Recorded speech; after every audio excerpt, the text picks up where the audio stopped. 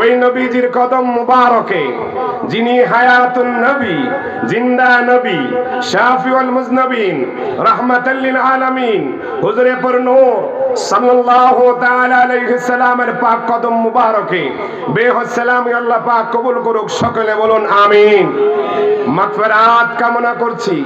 অদ্যবধি আমাদের থেকে বিদায় নিয়ে যারা আলমে বরজখ তথা কবরবাসী হয়ে আছেন, এখানে অনেকে আছেন মা নাই, বাবা নাই, দাদা নাই, দাদি নাই, আপনজন হারিয়ে যারা বসেছেন, আল্লাহ রাব্বুল আলামিন যেন আজকের এই মাহফিলের সাদকায় আমাদের আপনজনদের কবরগুলোকে জান্নাতের আলা মুকাম বানিয়ে দেয়। সকলে বলুন আমিন। আর একটু মহব্বতের আওয়াজে বলুন আমিন। যারা এসেছেন তারা ভাগ্যবান। সহিহ নাসাই শরীফের হাদিস 5426 নম্বর হাদিস, হযরত আবু সাঈদ খুদরি রাদিয়াল্লাহু তাআলা আনহু থেকে বর্ণিত, আমার নবীজি সরকারে দো আলম নূরে মুজাসসাম নবীজি একদিন হুজরা মুবারক থেকে বের হয়ে নবীজি মসজিদে নববীতে আসলেন। আসার পর দেখছেন আমার নবীজির কিছু সাহাবী এইভাবে আজকে যেইভাবে আপনারা গোলাকার হয়ে বসে আছেন, ঠিক ওই রকম ভাবে মাহফিল আকারে তিনারা ওইভাবে বসে আছেন। জোরে বলুন সুবহানাল্লাহ। ডানে বামে কেউ কথা না বলি। আমাদের পরিবেশটা অত্যন্ত সুন্দর, কথা বলুন ঠিক কিনা? যদিও গরম, আমরা আজকে অন্তত কয়েকটা ঘন্টা আল্লাহ এবং রসুলকে খুশি করার জন্য এই মাহফিলে বসতে চাই তো ইনশাআল্লাহ। সকলে বলুন ইনশাআল্লাহ। আমাদের অনেক সময় অনেক ভাবে চলে যায়, যেহেতু আজকে এখানে আছেন, অনেক দাঁড়িয়ে আছেন, মেহেরবানি করে বসে যান। কিছুক্ষণ পরে আপনারা চেষ্টা করলেও বসতে পারবেন না, কথা বলেন। কারণ যিনি আসতেছেন চেয়েছেন উনাকে অনেকবার মামলা দিয়ে, হামলা দিয়ে, আক্রমণ করে থামাতে, কিন্তু আল্লাহ যাকে সম্মান দেয়, খোদার জাতে পাকের কসম দিয়ে বলি, তোমরা মোল্লারা শত চেষ্টা করলেও পীর মুফতি গিয়াসউদ্দিন আস্তাগিরির কিছুই করতে পারবে না, কথা বলেন। যখন নির্বাচনে দাঁড়িয়েছিল, বলেছিল তিনি সুদ খায়, তো আমি বলেছিলাম তাহিরির অ্যাকাউন্টে সুদ জমা হয় আর তোমাদের অ্যাকাউন্টে কলা গাজর মূলা জমা হয়, কথা বলুন ঠিক কিনা? চেয়েছে মানহানি মামলা দিয়ে ঢেলে দেই বলেছে, দেখে মামলাও দিয়েছে। তো আল্লাহ জিনার সম্মান বাড়িয়েছেন, মোল্লা কি চাইলেও পারবে তিনার শান কমাতে? আরো জোরে কোন আকলমন্দ ইশারায় কাফিস। যারা জ্ঞান আছে তারা এমনি, যাদের জ্ঞান আছে তারা বুঝে নেবে। তোমরা চেয়েছো মামলা হামলা দিয়ে আমাকে ভয় দেখাইছে। আচ্ছা, আমি ছোট মানুষ, আমি একদম ছোট, আমার এই এলাকার দেখেন নাই, হয়তো ইউটিউবে দেখেছেন, কিন্তু আমারও যদি 7 বার হুমকি দেওয়া হয়, আচ্ছা বলেন তো আমার কাছে কি আছে? তো যেই লোকটাকে 23 বার হামলা দিয়েছে, আমি তো তানার কাছে কিছুই না, কথা বলেন।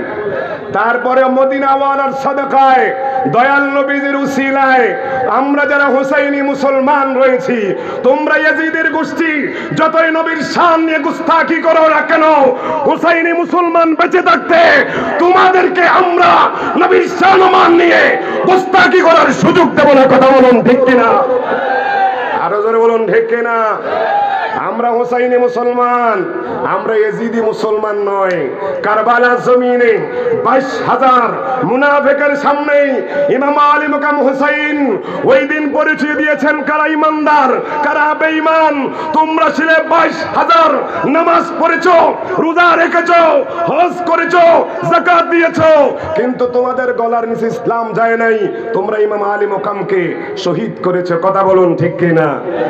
আমরা দিনে দিনে, কালে কালে, যুগে যুগে আমরা নির্যাতিত, নিপীড়ন হচ্ছি। আমাদের মাঝ থেকে তোমরা আল্লামা শহীদ নুরুল ইসলাম ফারুককে নিয়েছো, কথা বলেন। রইসুদ্দিন নামক আমার এক ভাইকে তোমরা মাপ সৃষ্টি করে তিনাকেও শাহাদাতের পেয়ালা পান করেছো। তো হয়তোবা তাদের টার্গেট আল্লামা তাহিরও থাকতে পারে, তাদের টার্গেট আমরাও থাকতে পারি। তবে না, জেনে রাখো মুসলমান ইমানদার আমরা হুসাইনি মুসলমান, কখনো তোমাদের লাঠিকে ভয় পাই না। যতক্ষণ হৃদয়ে জান আছে, মুস্তাফার কদমে আমরা সদা সর্বদা আমাদের নিজের জীবন দিতে প্রস্তুত রয়েছি, কথা বলুন ঠিক কিনা? এ হাজিরিন, কেন কথাগুলো বললাম? আমাদের এখন তহমত দেওয়া হচ্ছে প্রায় সময়। বন্ধুরা রে আমার, এই মাহফিলে যারা এসেছেন কলিজার মধ্যে জ্বালা আছে, কিন্তু বুঝার মতো বলার মতো আমাদের ওই রকম প্লেস নেই। এ হাজিরিন গভীর মনোযোগ, আমার নবীজি সরকার দু আলম নূরে মুজাসসাম নবীজি ঘর থেকে বের হলেন। আমার নবীজি যখন হুজরা মুবারক থেকে ঘর থেকে বের হয়ে মসজিদে নববীতে আসলেন, আসার পর দেখতেছেন কিছু সাহাবী, আমার নবীজির সাহাবী গোলাকার হয়ে বসে আছেন। আমার নবীজি জিজ্ঞাসা করলেন, মা আজলাসাকুম, এ সাহাবীরা রে, এখানে তোমরা কেন বসেছো? কয়া রাসূলুল্লাহ, ইয়া হাবিবাল্লাহ, নবী গো, ও মায়ার নবীজি, দুইটা কাজের জন্য আমরা বসেছি। আপনারা বলেন কয়টা? আরো জোরে। দুইটা কাজের জন্য বসেছি। এক নম্বর কাজ হলো নাযকুরুল্লাহ ওয়া নাহমাদুহু তাআলা। এক নম্বর কাজ হলো আমরা এখানে বসে আল্লাহ পাকের জিকির করব, আর আল্লাহ পাকের প্রশংসা করার জন্য আমরা এখানে বসেছি। জোরে কোন সুবহানাল্লাহ। রহিম রহমান নাম তোমার, একটু মায়ের সুরে ডাক দেন না আল্লাহ রে। রহিম রহমান নাম তোমার, ও আল্লাহ রহিম রহমান মার আল্লাহ, জলিল জাবার নাম তোমার আল্লাহ। মারহাবা। লাহ আল্লাহ জলিল জাবার নাম তোমার আল্লাহ। আপনারা বলেন জিকির করলাম কার? আরো জোরে কন। সওয়াব হয়েছে না গুনাহ? আরো জোরে। সাহাবীরা বলেন, ইয়া রাসূলুল্লাহ, নবী গো, ও মায়ার নবীজি, আমরা এখানে বসেছি নাযকুরুল্লাহ, আল্লাহ পাকের জিকির করার জন্য, ওয়া নাহমাদুহু তাআলা, এবং আল্লাহ পাকের প্রশংসা করার জন্য। আমার নবী কয়, ওমা যা ইল্লা যালিক, আর কোন কাজে বসেছনি? নবী আমার ডেকে বলেন, সাহাবীরা রে, আর কোন কাজের জন্য বসেছো?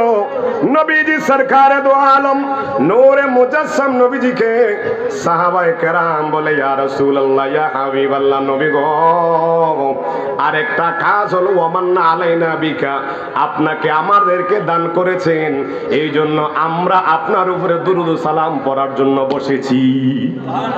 আল্লাহু আকবার বলেন। নবীর শান ও মান বয়ান করার জন্য সাহাবীরা বসেছেন।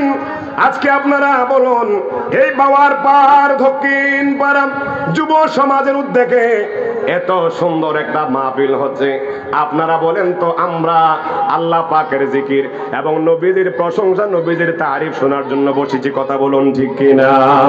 রাহমাতাল লিল আলামিন নবী লাখো রহমাতাল লিল আলামিন নবী লাখো ও হায় কাউসারের সরদার আপনি নূরে আলম, হায় হায় কাউসারের সরদার আপনি নূরে আলম, রহমাতাল লিল আলামিন নবী লাখো রহমাতাল লিল আলামিন নবী লাখো। ওরে যেদিন হলো দয়াল নবীর নূরের আগমন, মাবুদ নিজে আশেকে হইয়া জানাইলেন সালাম। কথা বলুন ঠিক কিনা?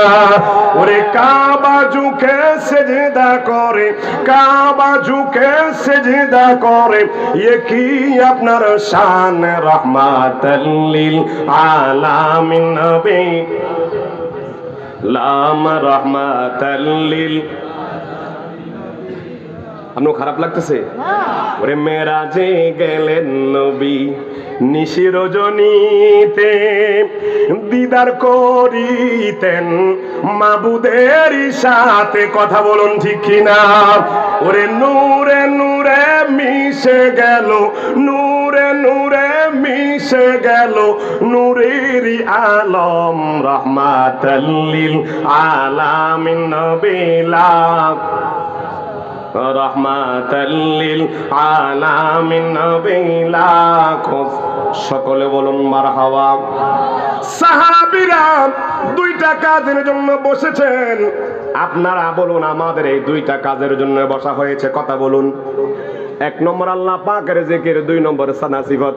এখন মোল্লারা কয় নবীর সম্মান তো আমরা কোরআনে হাদিসে পাই না। ওরে বাবা কিভাবে পাইবা? তোমাদের চোখের মধ্যে তো কাঠের চশমা দিছো, এই জন্য তোমরা নবীর শান দেখো না। আমার আল্লাহ কোরআনুল কারীমে প্রত্যেক পাতায় পাতায় আমার নবীর শান ও মান রেখেছেন।